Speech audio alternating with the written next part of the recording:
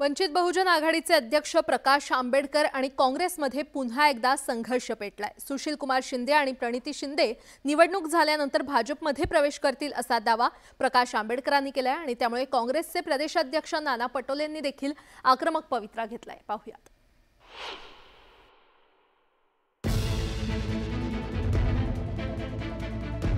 प्रकाश आंबेडकरांनी सोलापुरातील जाहीर सभेत केलेल्या दाव्यामुळे चर्चांना उधाण आलंय।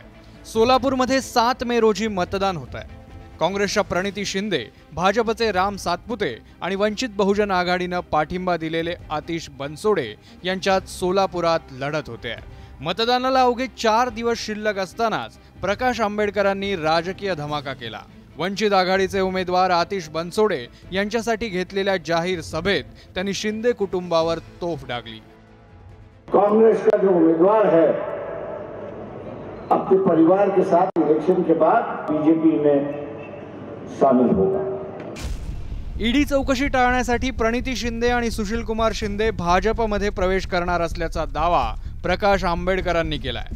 सोलापूरच्या निवडणुकीत मुस्लिम मतदार निर्णायक आहेत, त्यामुळे भाजपला जिंकून द्यायचं की हरवायचं हा निर्णय तुम्हीच करायचा आहे, असं वक्तव्यही प्रकाश आंबेडकरांनी केलं। काँग्रेसनं देशभरात एकही मुस्लिम उमेदवार का दिला नाही असा प्रश्नही प्रकाश आंबेडकरांनी उपस्थित केला। परिणामी नाना पटोलेंनी मैदानात उतरून जशास तसं उत्तर दिलं।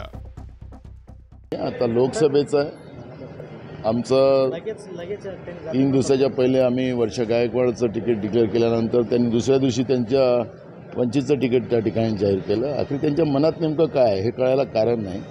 आमचा टार्गेट बीजेपीला सत्तेतून बाहेर काढणं, देशाचं संविधान आणि लोकशाही वाचवणं ही भूमिका काँग्रेस पक्षाची आहे। त्याच्यामुळे प्रकाश आंबेडकर आज काय बोलतात त्याच्याकडे आम्हाला काही लक्ष देण्याची गरज आहे।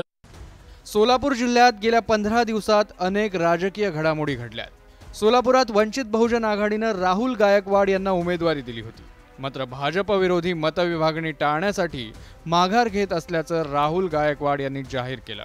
परिणामी वंचित बहुजन आघाडीला आतिश बनसोडे यांना पाठिंबा द्यावा लागला।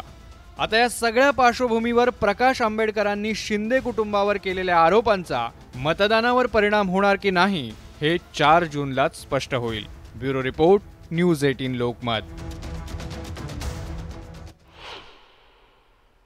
पंकजा मुंडे खासदार झाल्यावर देखील राज्याच्या राजकारणात सक्रिय राहू शकतात असं विनोद तावडेंनी स्पष्ट केलंय।